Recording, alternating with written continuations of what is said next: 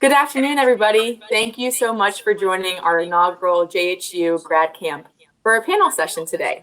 My name is Jess Harlee. I work in the Life Design Lab as a life design educator and for student athletes, and I will be your moderator today. I will start the event by giving a brief introduction of each of our panelists, and then we'll ask them a series of questions. I highly encourage you to add questions to the chat at any time, and I will be sure to ask them throughout the session.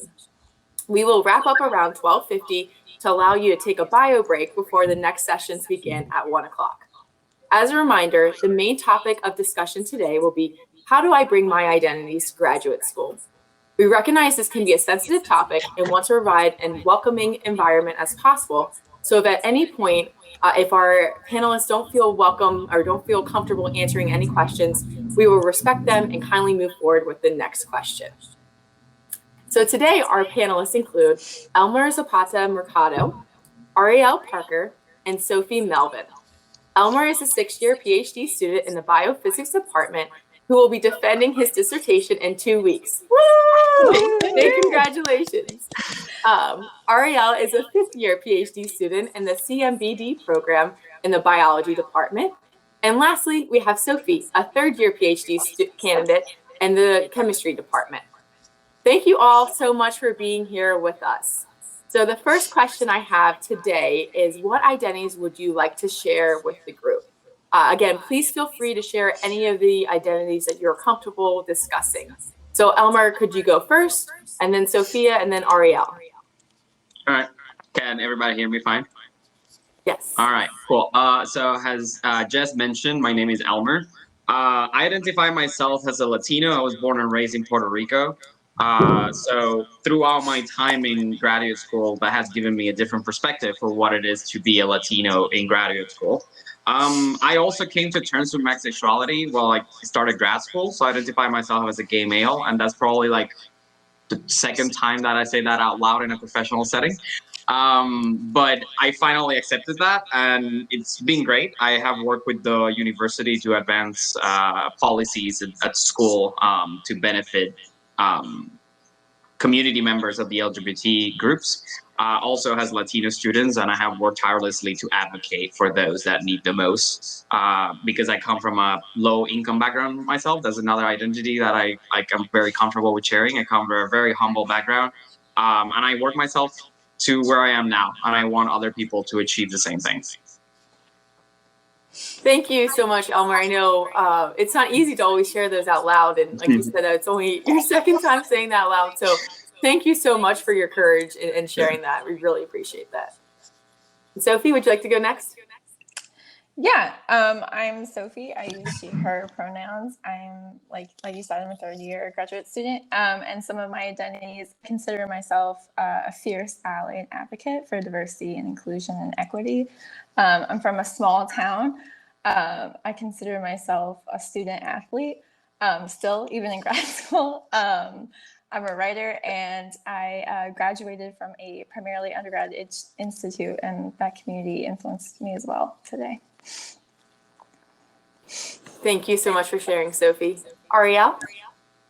Hi, everyone. My name is Ariel Parker, and I identify myself as a Black, specifically African-American woman. I use she, her pronouns, and I'm from a working class upbringing and neighborhood in West Philadelphia. Thank you so much. I love seeing all the diversity that we have on this panel and different perspectives, so really excited to have more of that conversation. Elmer, could you share a little bit more about how you brought your intersectionality of your different identities to your PhD experience, or how it's affected your PhD experience? I'll try to be as brief as possible, and I touched slightly on some of this. So again, I'm Latino, so I did face microaggressions and comments when I was here. It's like, oh, you made it here because of affirmative action, or like you're the Latino token of the department, and all that kind of stuff. And that like can wear you down throughout the years. But then, you know what? I have 4 publications. I done my work. I have work in committees. I have work in the student government. I work with the LGBTQ Life Office. So I done my fair share of work to advance diversity. And I learned how to ignore those type of comments. It's not an easy thing to do. Once you're on the other side of that mountain, it's like, oh, wow, I was so stupid, and like listen to those things. But now I am on the other side. Being part of the LGBT community, I saw that there was a gap and a void for those type of spaces for us. So I helped create the first graduate student organization that encompasses all the LGBTQ plus members of the community. And I also work with the LGBTQ Life Office as a graduate assistant that this past year. To advance diversity and inclusion, I work in the Homewood Council of Inclusive Excellence with Darlene Sapporo. We work to try get rid of the GRE, so students like me that didn't have money to pay for the GRE can come to grad school.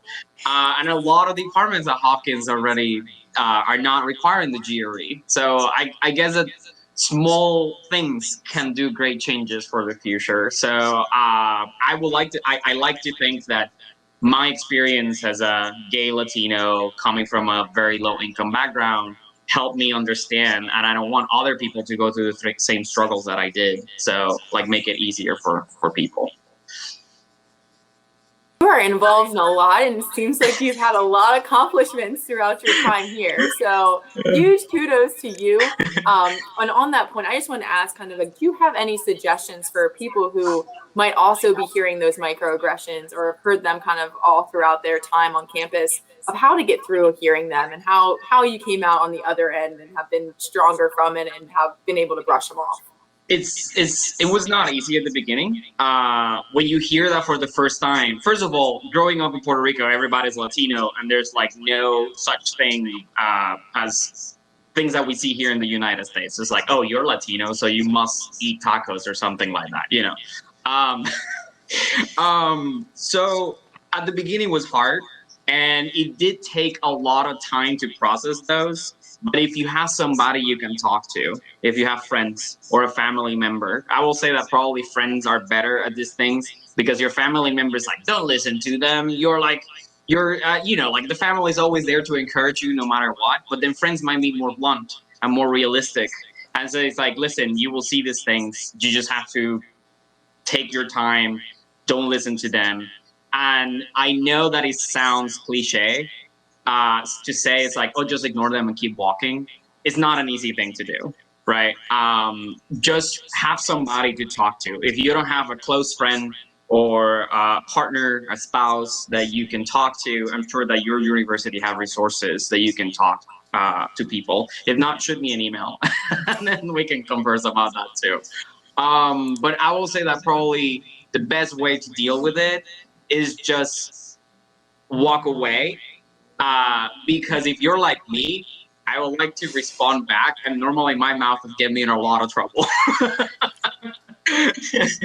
But sometimes, as the comments are very egregious, and then people need to hear that they're wrong. So if you feel comfortable speaking up for yourself, do that, and that will make you feel way more empowered at the end of the conversation.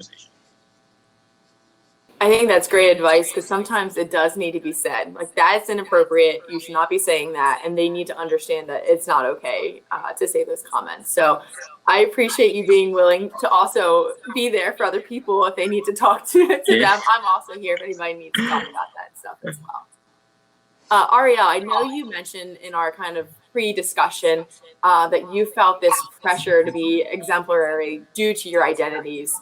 And not always able to authentically be yourself. Can you provide any advice on kind of how you've gone through that? Because now I know you mentioned now you feel that you are always going to be yourself. So what advice did you go through, kind of similar to Elmer? You sent me that pre-question. It's a very tough question because I think it's contingent upon the identity in question. And I say that because for some people and their identities, they may not feel that pressure to be exemplary. But certain identities, all within the same person, might feel more prescient to need to be, oh, I can beat these stereotypes. So to stop speaking in an abstract way, I'm thinking about, for example, my Black identity.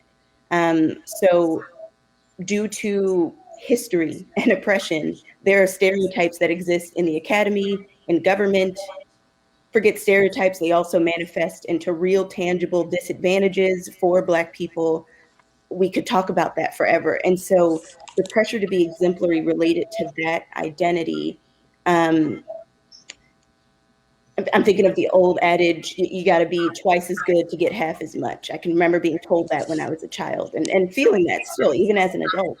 And so, yeah, the truth is there are real challenges created from that pressure of feeling like you need to be the representative of your entire group. So I think all I can say is first, you need to think about the identity in question. Is it something that you feel a pressure for? I can't answer that question for everyone, to be honest. That's why I thought it was a tough question, because some people in their Black identity might feel, I don't represent everybody, I'm me. So I think it's a question of your upbringing, how you were taught to think and believe, and what you actually think and believe now about who you are and what these identities mean to you. And then I think from there, once you ask that question of yourself, the next question is to decide, do you want to carry the weight or not? It's a heavy load. And, you know, in my case, speaking about Blackness specifically, it was a necessary one. Early on in my grad school career, it was a necessary weight to carry because I was the only Black student in my cohort. So in some ways, not in some ways, in all the ways, I was representative of Black people to many of people. I was their first Black person, yes, all the way in grad school. I'm somebody's first Black person. And so I think the reason why I've been able to shift away from that was, for me, thinking about my identity and how I wanted to present. I did feel that real pressure, but I was smiling when Elmer said, I've got the publications. I mean, I don't have the publications yet, but I feel like I speak to myself. It's known that I'm a great trainee and student in my department. So I think because I put in that early work of making myself so exemplary, my work speaks for itself now. So I can just arrive as myself.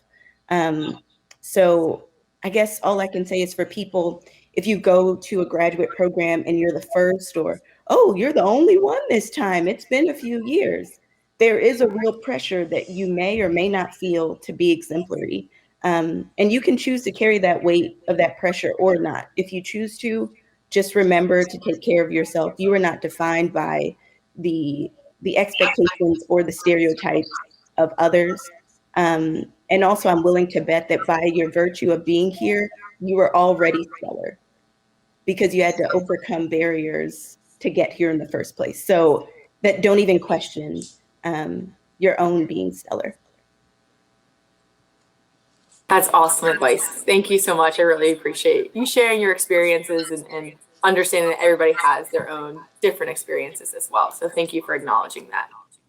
And Sophie, I know one of the identities that you shared with us was being an ally and advocate. You even just said that as you started off this session. So can you share more about why is this an important aspect of who you are? Yeah, I'll admit I come from a place of privilege, and I didn't have to see a lot of the hardships other groups have to go through. But as I've progressed up the education ladder, I feel like those kinds of issues become much more obvious the higher you go. And at first, it was just like thinking about myself and my identity as a woman. And then more recently, thinking about race and looking at the people in my program and those kinds of things. So that was sort of like my, oh, wait, there's kind of a problem in academia with diversity and inclusion. So I decided that I wanted to use my position of privilege and being an ally to help other groups that I'm not necessarily a part of. And so the way I've been doing that here at Hopkins is I'm on the executive board of ChemDNA, which is the student-run diversity group in the chemistry department. The D stands for diversity and networking and A advancement. I'm currently the diversity chair. And we were able to establish some town halls over the summer in the pandemic, which was kind of nice that it was an opportunity for everyone to convene virtually to talk about these issues, and specifically in the department. And students were able to raise concerns. And then as a group, ChemDNA was able to draft a statement about ways that we think the department could improve, and things that we can do, things that faculty can do, that kind of stuff. And so it's currently in the works, making some of those changes happen. And then I was like, okay, that's the big picture thing. What are other smaller things I can do? I just came straight from the LGBTQ life safe zone training right before this. I try to do that once a semester to, keep me on my toes.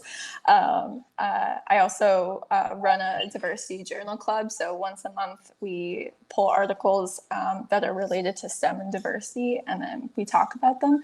And those have brought up some really interesting discussions among my peers, and we're hoping maybe we can get faculty to attend some too, to get some of that cross dialogue and different perspectives. So that's a lot, but I mainly try to look for ways that I can support others, because now that I feel like I'm here, I think we need much more diversity and inclusion and support. So once you get here, staying here and graduating with that degree that you're here for, instead of leaving. So making sure that students with those kinds of identities have that support so that they can achieve those things. So yeah, sorry, that was a lot. But yeah. No need to apologize. Thank you so much. And I love that the inclusion part is really important, right? Like once you do get diversity here, you have to make sure that they stay and that they feel like there's a place for them and they have a support system and a community. So Ariel, could you talk a little bit about kind of what things on campus have you found? I know Elmer shared a ton of his resources that he's gotten involved in. So are there certain things, and Sophie just did as well, are there certain things that you're involved in that you feel like have helped with your identity and who you are? Yeah, so let's see, on the campus, I've been outside of my department doing work with the Teaching Academy and fellow students actually in chemistry to work on a TA training for biology and chemistry TAs. And as part of that event, I helped to curate and facilitate the sessions on diversity, equity, and inclusion in teaching. So trying to empower new teaching assistants to be cognizant of these issues while they're teaching. Let's see. I've also been involved with science outreach work. As related to my identities, I think that access and equity are extremely important. And I don't believe that knowledge should be housed in an ivory tower. I think it should be shared with community. So because of those beliefs, I'm the organizing chair for Mentoring to Inspire Diversity in Science. It's a group made up of graduate students, PhD students in my department, in which we facilitate conversations about diversity, equity, and inclusion. But more importantly, we extend our resources out to community. So K-12 schools, public fair events, giving virtual talks during the pandemic, trying to pivot, but in times past, throwing events, inviting people into the department to see how we do science. Let's see, and then involved with the Black Graduate Student Association as a member. Used to be on the transitional committee for that. I wrote down, because I feel like all of us do so many things, I had to write down a list. And then outside of science, but still in community, I'm a part of the Joshua Johnson Council, which is the oldest or one of the oldest African-American museum support groups at the Baltimore Museum of Art, right next door to the campus. So for 2 years, I was the recruitment and membership chair for that organization. So helping to expand access to and museum pipeline stuff for Black artists and Black artist professionals. Incredible. All of you are involved in so much. In addition to doing PhD programs, which are extremely hard as well. So how did you find the right opportunities or extracurricular activities that you really wanted to get involved in? And how have you found the time to do them? Elmer, do you want to go first? Sure. So if I start listing all the things I've been involved, graduate student government for 4 years, HCIE for 2 years as a inclusive Excellence Council, LGBTQ Life Assistant for 1 year. I was a personal trainer at the rec center for 1.5 years. Yeah. Then I have all the student associations I was part of. Plus, I was the point of contact of my lab. I was what they call a lab captain. And I started a new speaker series to mix business and research at INBT, which is the Institute for Nanobiotechnology. Sadly, that died after a year because I got too busy and I tried to pass it along to somebody else, and the person was not interested at all. How do I get time for all of that? I wake up at 5 in the morning. I go work out at 6 in the morning. I was in the lab at 7:30 in the morning. I will work during the day, and then I will head home by 6:30 p.m. or 7, and then just play video games until I fall asleep. That was basically my day. And that was like Monday through Saturday. And then Sunday, I joke that it was the Lord's Day and I stay home. But I love it. A lot of people say, "Oh, I don't have time to do that." A lot of people criticize me because I watch a lot of Netflix. I do watch a lot of Netflix. That is facts. But if you're interested in something, you make time. When people say, "I don't have time for that," it's not that they literally do not have time in their schedule. It's that they're not interested enough to do it. So I've seen people that are super busy in their research. And even then, Ariel probably knows Bria. She was extremely busy with her research, but she managed to do all these extracurricular things. She will be at 2 in the morning in the lab, but then she never missed a meeting of all the student associations she was part of, right? Some people like to do that. Some people says like, no, I'd rather go to sleep or do something. But when you're passionate about something, you don't see it as work. You see it as something to distract you, and that's something that makes you feel correct and happy in a sense. And that's why I did all these things, because I really enjoy working in the administrative part of the sites rather than just being in the wet lab the entire day. So much more than just a PhD student, right? Like you have so many other things that are important to you and that make up who you are. So getting involved in those types of things helps to foster that. So I absolutely love that. Sophie, do you want to share kind of how you found the time or how you found these different opportunities that you were interested in? Yeah, sure. That's kind of funny. Well, time management skills when I first got to grad school. So I think that was the first rude awakening for me, was just finding a schedule so that I could make time to do the things I wanted to do. So I'm an early riser too with Elmer. I get 6. But I also make sure that I get a full night's sleep, because you can't do all these things that you want to do if you're not well rested and alert and awake. Otherwise, you're going to kind of half-ass everything. I was in bed by 10. I was in bed by 10. I'm in bed by 10. I wake up at 6. I go to lab, and then I usually in the evenings is when I make time for those other kinds of activities like chem DNA or that kind of stuff. I found out about the different kind of groups, at least the campus related groups, I found out through attending social hours or happy hours and talking with current students and asking what they were involved in, their life outside lab, and what kinds of things they were up to. Were those the Giro happy hours and social hours? Yeah. I organized those. Oh my gosh, I was the social chair. For your work, organizing those. Yeah, thank you for this. I definitely use those opportunities to talk with people about what kind of hobbies they have in grad school. And then also because I'm an athlete, I love to run, I love to work out, I love to play sports and those kinds of things. I Googled. So when I first moved here, I knew that I needed a group to run with, or I just wasn't going to keep that habit going.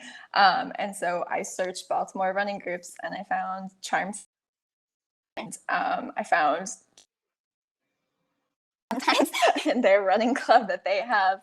And I run with athletes serving athletes as well. So I just Googled other Baltimore community groups, so that way I wasn't necessarily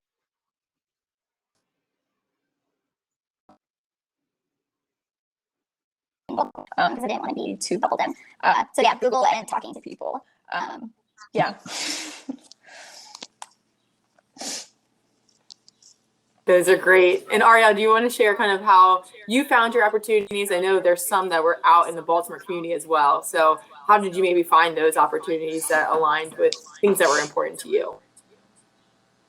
Yeah, so kind of how Sophie said, meeting people and trying to find your communities that way. And also Google. There's a lot in this city, in Baltimore. So just finding, interested in running, or, oh, I'm interested in art. Oh, there's a museum next door. Oh, there's a group. Let's go to the meeting. So yeah, in that way. I was smiling while both Sophie and Elmer were talking, because as the resident night owl of this group, I don't have a schedule like that. So knowing myself to be a night owl who likes to work on a free running clock, I'm sure some great experiments on circadian rhythms could be done with me. I was sure to find a lab group to join that was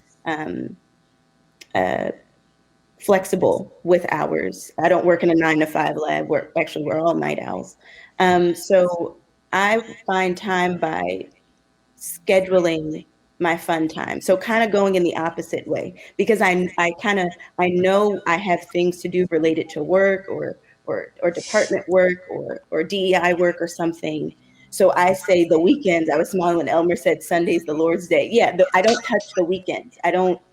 If we can have a meeting, put it at 8 o'clock on a Friday. I'm not giving you Saturday, Sunday. So I am able to maintain my space for supporting, things that I enjoy doing outside of work. Because even sometimes things you love to do, things that you believe are important, say me with DEI work, it is work. It is work. And especially if you're doing work that supports marginalized identities, I'm willing to bet none of us were paid for that work. That all of Elmer's great work was beautiful work that we are all thankful for. Again, thank you for the CRO happy hours.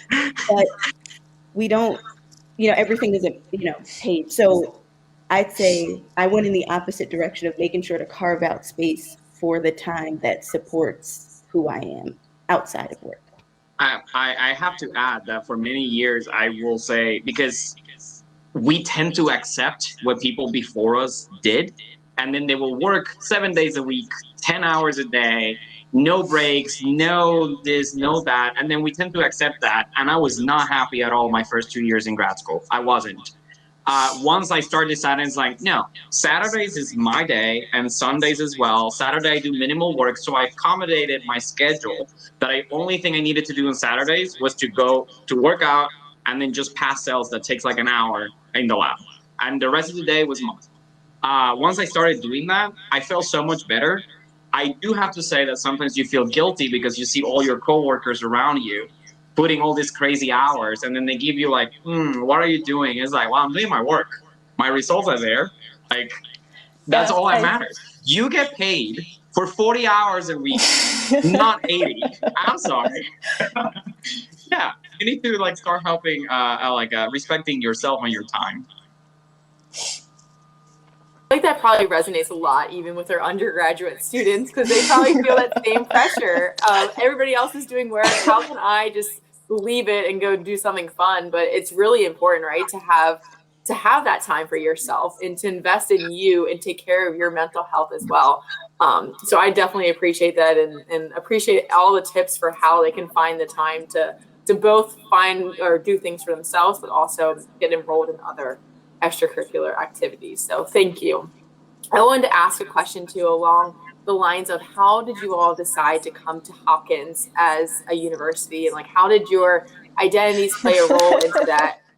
Ariel, I know you wrote something kind of in our pre-discussion about how you had some conversations with people. So would you want to take this first for how you found out Hopkins was the right place for you? I chose to come to Hopkins because of my recruitment weekend. So I, like everyone here, I imagine, applied to multiple schools, and you get the interviews and you go on the interviews. And one of the things that sold me was, besides the normal things you're supposed to look for, you know, when you're going to graduate school, like, is there work that interests me? Are there people who I can work for? You know, but looking for community. So my recruitment weekend here, there are two Black women students in the cohort above me, and they literally took me aside and they said, "Hey, come sit down with us." And we sat while there was a poster session going on for an hour, and they were just like giving me the lowdown, like, "We're building a community here. We hope you could be a part of it." And I was like, okay, this is the first. I was looking for a sit down like that, like an honest community.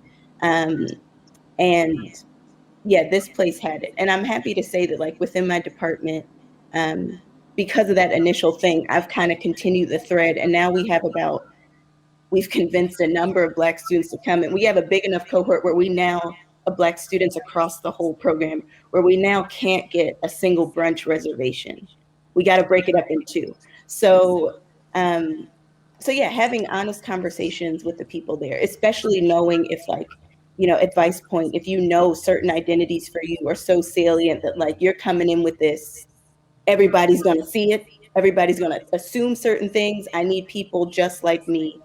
Look for that. And if the program has that, go for it. So for me, Hopkins had, besides the, you know, the great faculty, the resources, all the things you should look for, the community was already budding here.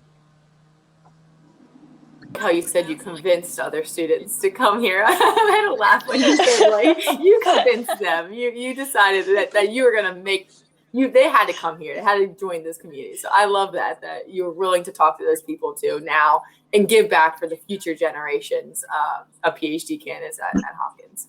Sophie, you started to laugh when I asked this question. So I'd love to hear kind of what your thoughts are on it.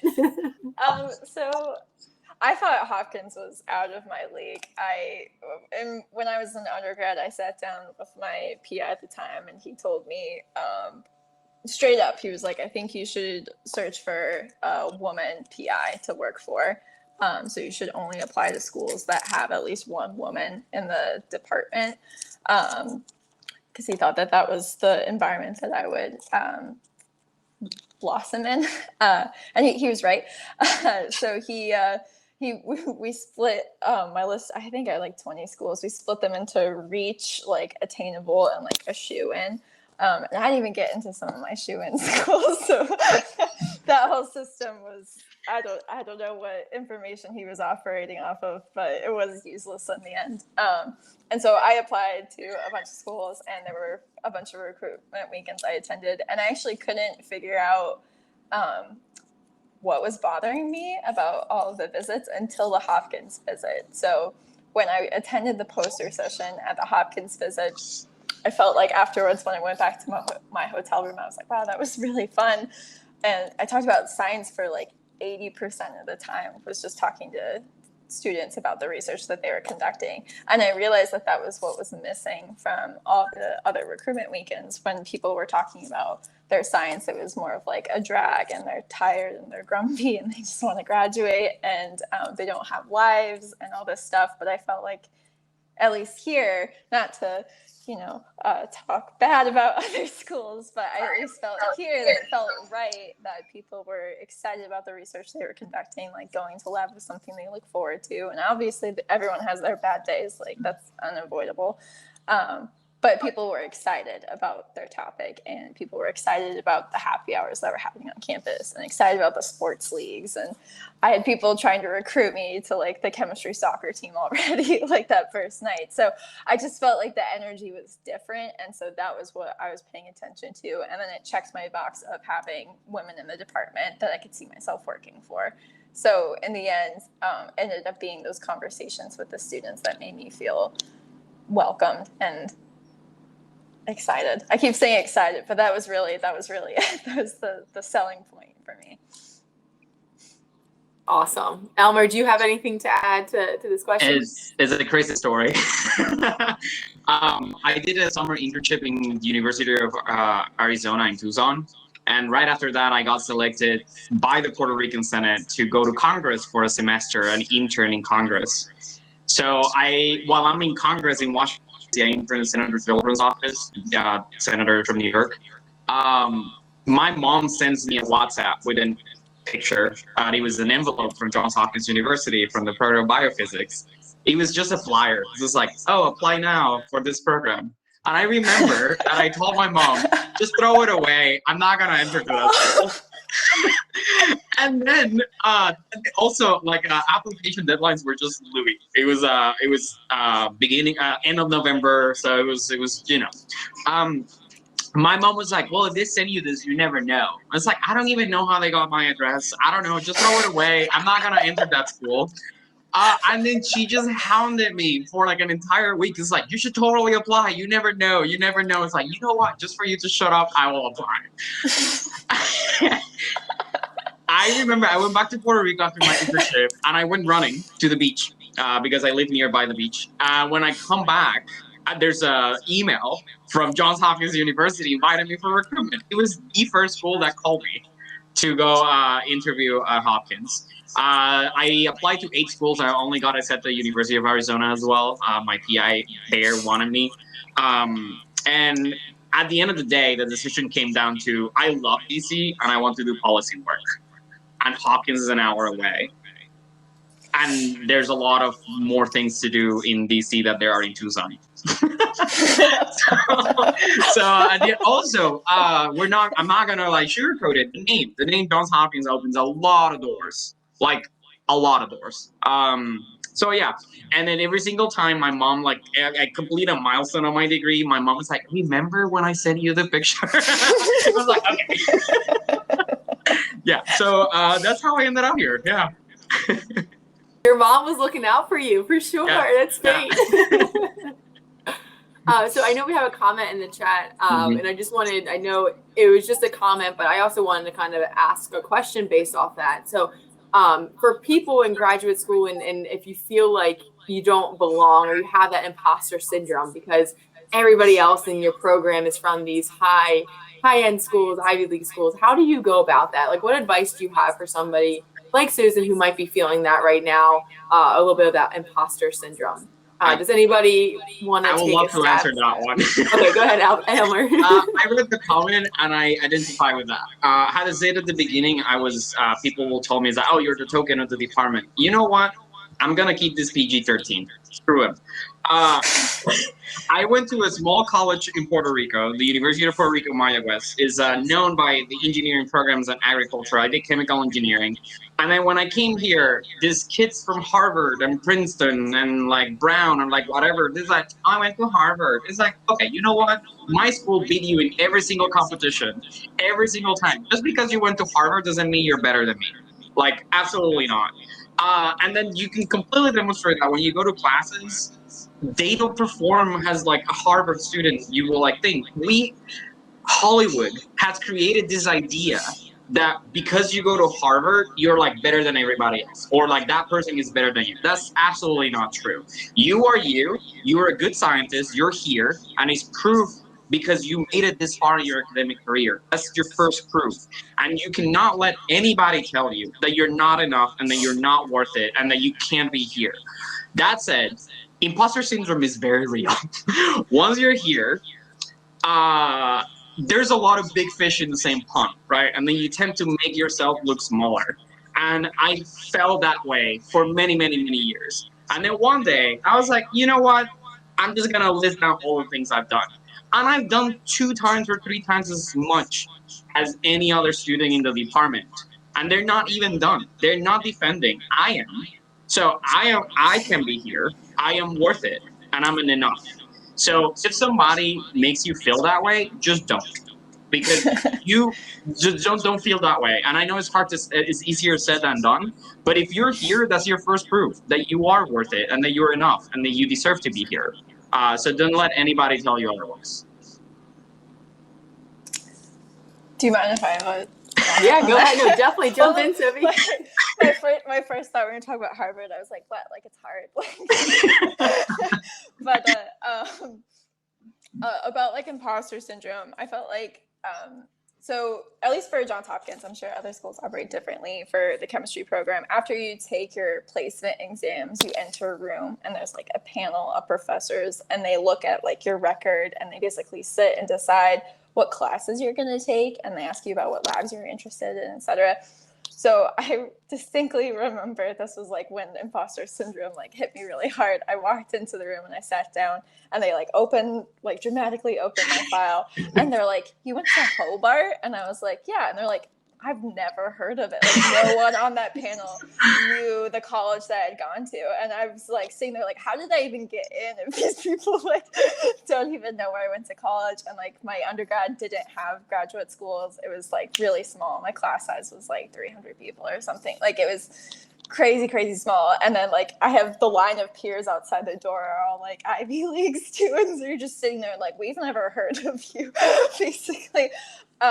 And so I think that for me, like really kind of set me back mentally. But I think what saved me was the time management. I felt like I was struggling more in my classes than my peers. And in reality, I don't think I was. I think we were all struggling equally. But I think I had that fear pushing me to really get my shit together. And so I put it in the work. I made sure that I was studying. I talked with professors whenever I was confused, like, don't be afraid to use any resource you have. But remember, like, if you're struggling, like, the odds are all your peers are as well, too. They're just not saying it out loud. And I remember, like, at lunch during that, like, first weekend, everyone's talking about their exam results and stuff and kind of flexing on each other. And I was just like, oh, well, I failed my inorganic chemistry exam. And I was the first person to say that. And then suddenly everyone's just like, oh, I failed my organic one and I failed the PChem one or whatever. And so it was just like, as soon as I said it, it was like out there. So I was like, oh, so you went to Harvard, but you also still, okay, so we're fine. So. And I will just very quickly add, sorry, Ariel, that it ties with what you said at the beginning, that you were the only Black woman in the department. I'm not the only Latino in my department, but that carries a lot of weight on you. And then it makes imposter syndrome even worse, in a sense, because you need to, like, perform for you and, like, for what other people perceive of you.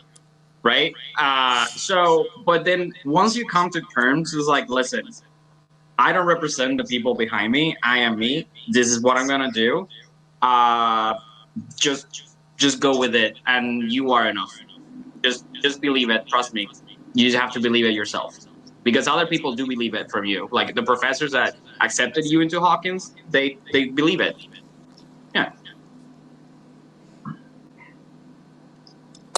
Good things were said. I would just reiterate, not feeling, it's tough to not feel imposter syndrome. But yeah, absolutely know that this is a new experience for everyone. Some people have gone to other institutions, say the Harvards or I'm thinking the UPenns. I went to a small liberal arts school, Swarthmore College, and I think about and I think about the things people would say about a small liberal arts college versus a big name university or institution. But I know the great education I got there, and I know that it prepared me for grad school. Nobody's been here before. Some people, they've been at institutions where they've learned the ropes of how to fake it. So you make what I like about grad school, and I don't know specifically to the person's question if you're going to PhD or master's or a dual program, but I'll say as someone who went to a PhD program, it's a great equalizer. People will sit there and talk like they know. And I've watched new people come into cohorts in my department. They know everything. Oh, look who failed the first year. So-and-so from small little school didn't fail first year, but you, the arrogant person from big name school, knew everything. You failed first year. You couldn't pass your qualifying exam. Yeah. So you know what you know. And I think the beauty of PhD programs is that, or at least what I was looking for when I wanted to go to a PhD program, is that I'm perfectly fine saying, I know what I don't know as well. And That's all you can come with. Mhm. But know that you're good enough. To what Elmer and Sophie said, just know that you're good enough. There might be things you don't know. There's things that everybody doesn't know. Even your professors don't know. Yeah, so don't worry. Don't worry. Onto the program for a reason, right? I feel like you all kind of said that you are willing, more than capable to excel in this program, and that's why you were admitted. So believing in yourself and trusting in yourself is really important. So I know we are coming up on the end of our session. 50 minutes goes by really fast when you have such amazing people giving awesome advice. So thank you all. I have just one last question and would love kind of any of your perspectives or advice that you have on it. So how best, the main question of the group, like how do I bring my identity to grad school? What advice do you have for people on how they can best bring their identities to grad school? Ariel, you want to go first? Hoping you wouldn't choose me first. Sorry. Okay. Do you want me to move on to somebody else? Yeah. Oh, I know we're trying to avoid this, but yeah. No, you're good. Sophie, you wanna go? Sure, I'll struggle through the answer as I'm talking. I guess I think I looked for ways to bring my identity to grad school in the many communities I formed at grad school. I don't know if that counts as an answer, but I would look for those like smaller groups, those smaller communities that have overlapping identities, and use that to, build that foundation, that support network, wherever it is you're going, Hopkins or wherever. But yeah, be it in the department, be it people like other organic chemists or other athlete groups, or you name it, diversity groups, you name it, like find those communities, join those communities, and but also be aware of time management, because at the end of the day you have to pass your classes. But find those individuals, find those groups, and connect with them and build those relationships and like foster that identity with yourself, but share it with that community you're making. That's great advice. Thank you so much. Elmer, do you want to go next? Ariel, I'll leave you for last. I will say, if you are like me, conservative country, small town. I was lucky I had a supportive mother. But then sometimes your identities might not be welcome in some spaces. We are lucky that Baltimore is a liberal city. Hopkins is an inclusive campus. So I didn't have any issues whatsoever bringing all of my identities in. That said, I know it's scary. And I don't know if anybody has to hear this, but I feel like everybody there, at least there's always one person that has to like hear it, like needs to hear this. Once you're here, you are free to be you in any way possible. Is that being embracing your Latino heritage, your Black heritage, your Native American heritage, your sexuality? If you haven't figured it out, it's totally fine. Because that happens. There's adults that are 30 years old and they don't know what they want. And like, that's totally fine. Just do what makes you feel right. And don't be afraid of showing who you are, because you will find out that people will appreciate you more if you show your true self rather than try to fake somebody that at the end of the day, nobody knows. So that's all I have to say. That's awesome. Thank you. And last, Ariel. Thank you for the break. Ditto to everything that Sophie and Elmer said. Find your identity groups, and if there's nothing there, sometimes you have to start it. Mm-hmm. But the caveat I would put is, don't take on more than what you're here for. I say that to say that as a Black student in my department in the university, I find that sometimes I'm asked to carry undue burdens. Be on this panel, do this, use your time for this. Don't you want to be on this? Shouldn't you be on this? Why weren't you at this meeting about diversity? Don't you think it's important? Oh, and while I do think everything is important, and like Elmer, I try not to join everything, even though I want to. I also know that it's important to work on the things that you believe are important.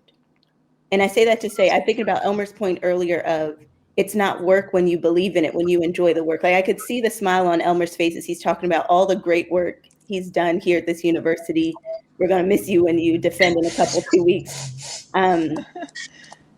But I think if you don't have that smile when you're doing the work, if it's something where somebody comes to you and says, oh, you're Black, be on this committee. And that has happened to me. I would join the committee in times past. Oh, I felt the pressure. I'm Black, I got to be on the committee. Fifth year me is like, no, is it, sure, Blackness is important to me, but is this committee paid? Is this committee going to, by leaps and bounds, increase the opportunities of other Black students or whatever your, insert whatever your identity is for that moment. You're here to, create new knowledge, learn new knowledge, whatever your reasons or whatever stage of grad school you're in, you're here for that. So prioritize that in yourself, and everything else that you fit in, do it because it edifies you, not because it edifies the institution or the department or the program. You only owe loyalties to yourself. Oh, that got me. What a great way to end this conversation. That was awesome. Thank you all really so much for being here. I know I've learned a lot and have really appreciated your words of advice. I know this is really helpful for our students. And then thank you to all of our students and people in the audience. We really appreciate you all being here. So just a reminder that this is just one of the sessions of the hashtag JHU Grad Camp. If you're interested in attending any more, we highly encourage it. I just put the link in the chat that you can access all the other events. But again, thank you, Ariel, Sophie, and Elmer, so much for your time. We greatly appreciate it. And feel free to reach out to Life Design Lab if you have any questions. Thank you. Have a great rest of your day. Same. Thank you. Thank you. Okay, the broadcast is ended. Okay.